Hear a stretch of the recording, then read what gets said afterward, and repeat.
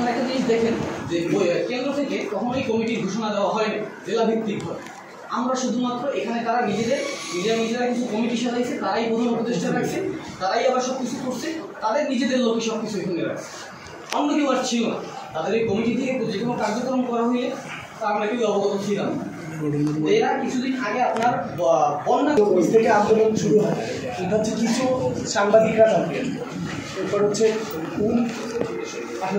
19 তারিখ হচ্ছে পিরিজপুর সরকারি উচ্চ বিদ্যালয়ের মাঠে বৈশাখ, মানে দুপুরবেলা আলোচনা করা হয় যে আমরা বিকালবেলা পুরাতন স্ট্যান্ড, যেটাকে বৈষম্য চত্বর বলা হয়, ওইখানে আন্দোলন গড়ে তুলি।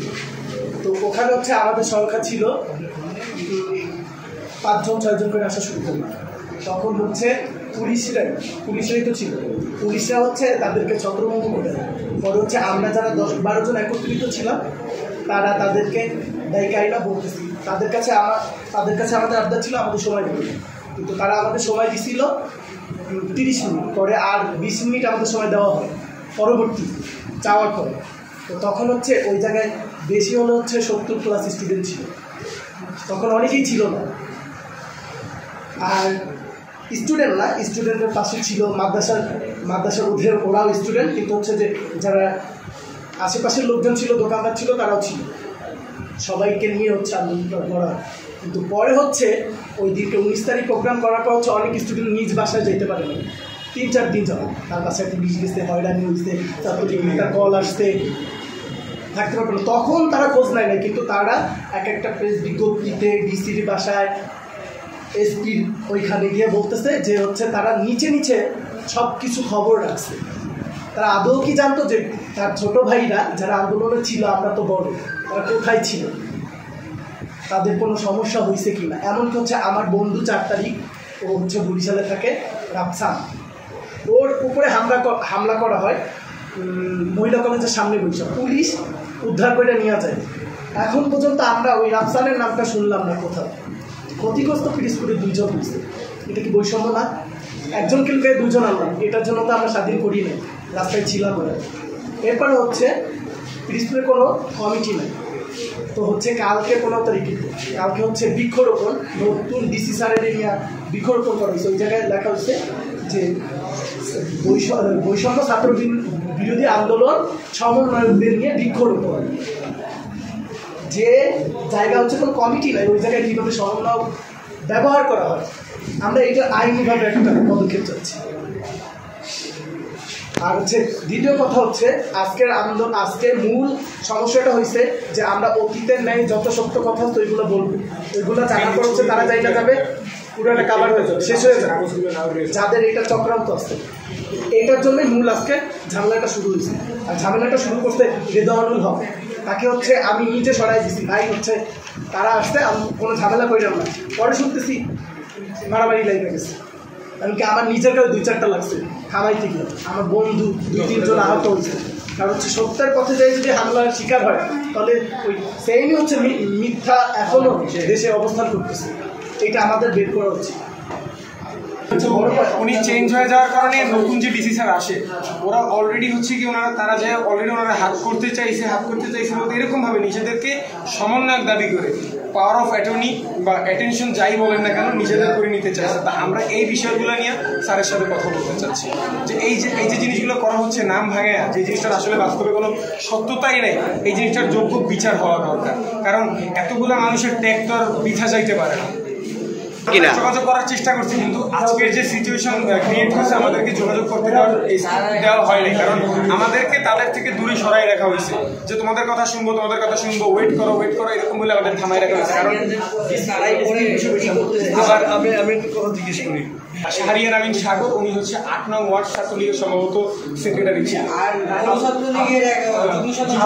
সম্ভবত।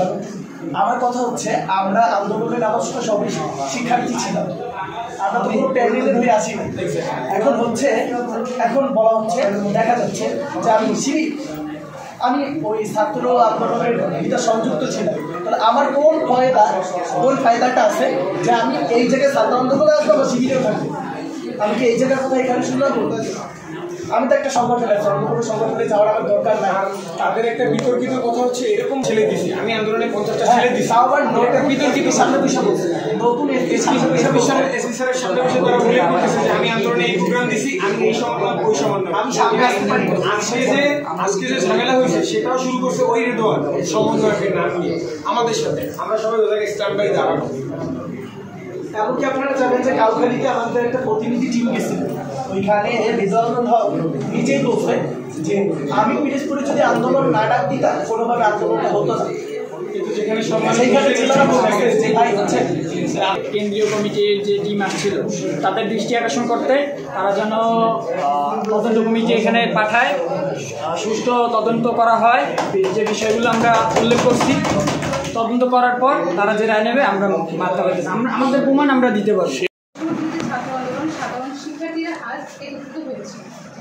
আমাদের সফল ও বৈষম্য বিপ্লবকারী আন্দোলনের একবারে চূড়ান্ত পর্যায়ে কুচক্রী মহলের পক্ষ থেকে কিছু লোক, আমি নাম উদ্ধৃত করে বলছি, মুসাব্বির রহমান মোহাম্মদ সানি, শাহরিয়ার আমিন সাগর এর নেতৃত্বে এই আন্দোলন অনুপ্রবেশ করে।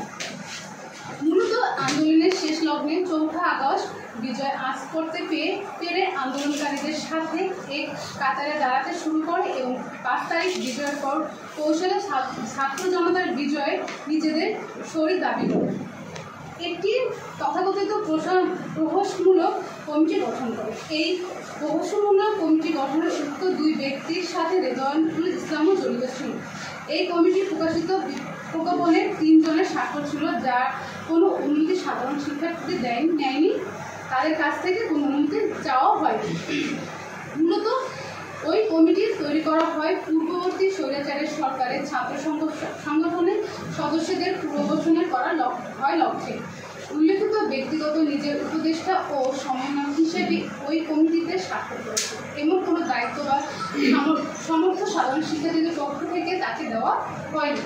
শুধুমাত্র স্বার্থ হাসিলের জন্য আন্দোলনের শেষ লগ্নে সে আন্দোলনে অনুপ্রবেশ করেছে। জনতার বিপ্লবকে ব্যাহত করার ব্যক্তিস্বার্থে হাসিল করা তার উদ্দেশ্য। পরবর্তীতে বিভিন্ন জায়গায় ইন্টারভিউ ও অনুষ্ঠান ছাত্র আন্দোলনের সমন্বয় উপদেষ্টা হিসেবে পরিচয় করেছেন এবং পুরোপুরি মিথ্যাচার। শুধু তাই নয়, এই ব্যক্তি সমর্থনে পূর্বে বিভিন্ন সময় স্বৈরাচারী সরকারের সাথে সংশ্লিষ্ট অভিযোগ এসেছে এবং সোশ্যাল মিডিয়ায় যার কিছু সচিত্র প্রমাণ ও সমালোচনামূলক পোস্ট দেখা যাচ্ছে। তার সম্পর্কে এ সকল অভিযোগ আসার পর সে উল্টো সোশ্যাল মিডিয়ায় সাধারণ শিক্ষার্থীদের বিরুদ্ধে মিথ্যাচার ও অপবাদ ছড়িয়ে যাচ্ছে, যা পুরোপুরি ভিত্তিহীন। অদ্য 16/9/2024 তারিখে ছাত্র আন্দোলনের শিক্ষার্থীদের সাথে কেন্দ্রীয় প্রতিনিধি আলোচনা অনুষ্ঠানে তারা পেশি শক্তি প্রদর্শন করে এবং সাধারণ শিক্ষার্থীদের উপর নির্বিচারে হামলা করে। উক্ত হামলায় রাকিব নামে একজন আন্দোলনকারী শিক্ষার্থী গুরুতর আহত হয় এবং আমরা এর তীব্র নিন্দা জানাচ্ছি। অতএব তাদের কার্যক্রম সাধারণ ছাত্র আন্দোলনকে হাত করে ব্যক্তিগত স্বার্থ হাসিল করার এই অরাজনৈতিক প্ল্যাটফর্মকে স্বৈরাচারদের পূর্বদর্শনের কেন্দ্র হিসেবে তৈরি করা। এমতো ব্যবস্থায় আমরা পিরোজপুরের বৈষম্য বিরোধী ছাত্র আন্দোলন মঞ্চ থেকে তাদেরকে মুসাব্বির মোহাম্মদ সানি, শাহরিয়ার আমিন সাগর ও রেজাউল ইসলামকে অবঞ্চিত ঘোষণা করেছি। আপনাদের মধ্যে আমরা সবাইকে সচেতন করছি যেন এই সুবিধাবাদী ও জালিয়াতকে ছাত্র আন্দোলনের সমন্বয় উপদেষ্টা মিথ্যা পরিচয়ের কোথায় বক্তব্য দেওয়ার সুযোগ না দেওয়া হয়। সেই সাথে মুসাব্বির মোহাম্মদ সানি ও তার স্বৈরাচারের দোষরদের সচেতন করছি ভবিষ্যতে এ ধরনের দুঃসাহস এবং আন্দোলনের নাম ভাঙিয়ে বা এই মঞ্চকে নিজের নামের সাথে যুক্ত করে ব্যক্তিস্বার্থ হাসিলের চেষ্টা করলে, জনকল্যাণমূলক এই মঞ্চকে বিতর্কিত করার চেষ্টা করলে আমরা এর বিরুদ্ধে আইনানুগ ব্যবস্থা গ্রহণ করতে বাধ্য হব। পরিশেষে আপনাদের মাধ্যমে আমরা জানিয়ে রাখতে চাই, পিরোজপুরের বৈষম্য বিরোধী ছাত্র আন্দোলনের পক্ষ থেকে এবং কেন্দ্র থেকে কাউকে উপদেষ্টা ঘোষণা করে কোনো কমিটি অব্দি প্রস্তাব করা হয়নি। মুসাব্বির মোহাম্মদ সানি ও তার কিছু সহযোগীদের স্বার্থ হাসিলের ভিত্তিতে তৈরি এই মহাগড়া কমিটিকে আমরা নাকচ করলাম এবং সে তার সাথে জড়িত স্বৈরাচারী দোষর যার আন্দোলনের বিক্ষোভে অংশগ্রহণ করে নানা সময়ে ছাত্রদের ঝুঁকির মুখে ফেলছিল তাদের এই প্ল্যাটফর্ম থেকে অবঞ্চিত ঘোষণা করেছে। দেশকে সন্ত্রাস ও অরাজকতামূলক মুক্ত করতে আন্দোলনকারী অপসনীয় এবং এ ধরনের যে কোনো ষড়যন্ত্র রুখে দিতে আমরা সদা তৎপর। সাধারণ শিক্ষার্থীদের পক্ষ থেকে আমি আসমা আক্তার মিতু সবাইকে ধন্যবাদ জানিয়ে আমি বক্তব্য শেষ করব। জনতার জয় হোক, বাংলাদেশের জয় হোক। ধন্যবাদ।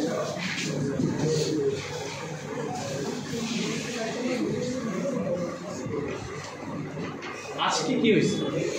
আজকে সেন্ট্রাল দিয়ে যে কমিটি আসছে, সেই সেন্ট্রাল দিয়ে কমিটি আসার যারা প্রধান সমন্বয়ক ছিল তাদের সাথে আমরা যারা সরকারি আন্দোলন করছি, আমরা যারা কি শুরু থেকে আন্দোলনের সাথে জড়িত ছিলাম, আমাদেরকে কালারিং করা হয়েছে। কারণ আমরা যদি আজকে শব্দগুলো উৎখান করি তাহলে তারা আর কি এই যে তারা যে এখন একটা রাজত্ব কায়েম করে আছে সমন্বয়ক নামে, কারণ পুরো বাংলাদেশে কোথাও সমন্বয়ক দেওয়া হয়নি, একমাত্র ভার্সিটি ব্যতীত, কিন্তু তারা এই নামটা ব্যবহার করে নিজেদেরকে নিজের সমন্বয়ক দাবি করে তারা এই কাজটা করতেছে। কিন্তু আমরা তো শুরু থেকে ছিলাম, তারা একেবারে আন্দোলনের লাস্ট স্টেজে এসে আন্দোলনের সম্পূর্ণ ক্রেডিট নিজেদের কাছে বাগায় নিয়েছে।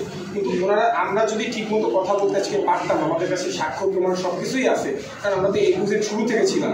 আমরা যদি আন্দোলনটা আজকে আমরা যদি কথা বলার স্কোপ পাইতাম, ওনাদের যে পরিকল্পনা ওনারা সম্পূর্ণ ভেস্তে যেত।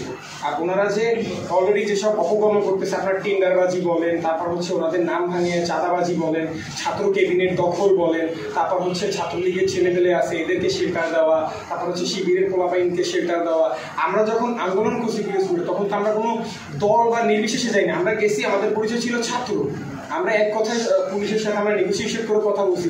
আমরা শুরু থেকে ওদেরকে দুদিনে আমরা কাজ করে গেছি আন্দোলনের জন্য। তারা তো as a end of the day last of the মোমেন্টে এসে ছোটো ভাই বোনদেরকে বুঝিয়ে এত মোটা খাই বলতেছেন। আমরা যদি সত্য উদ্ঘাটন করি ওরা তো আর এই জায়গায় স্ট্যান্ড বাই থাকতে পারতেছে না। কারণ কখন মানে একটা কমিটির বিরুদ্ধে কথা উঠে, আমরা তো প্রথমে এটা নিয়ে কোনো কথা বলি নাই যে আমাদের সমন্বয়কের দরকার নেই। আমরা আমাদের জায়গা থেকে আন্দোলন করছি, দেশকে মানে ভালো সরকার এনে দিতে চাইছি, আমরা পারছি, কিন্তু আমাদের তো এখানে কোনো স্বার্থ ছিল না।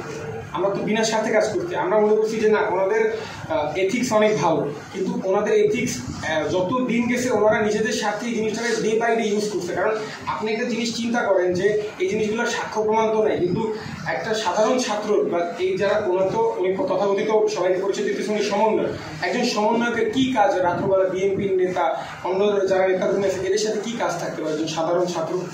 আর সে যদি সমন্বয়ক হয়, আমরা তো শুরু থেকে ছাত্র আন্দোলনের সাথে জড়িত ছিলাম।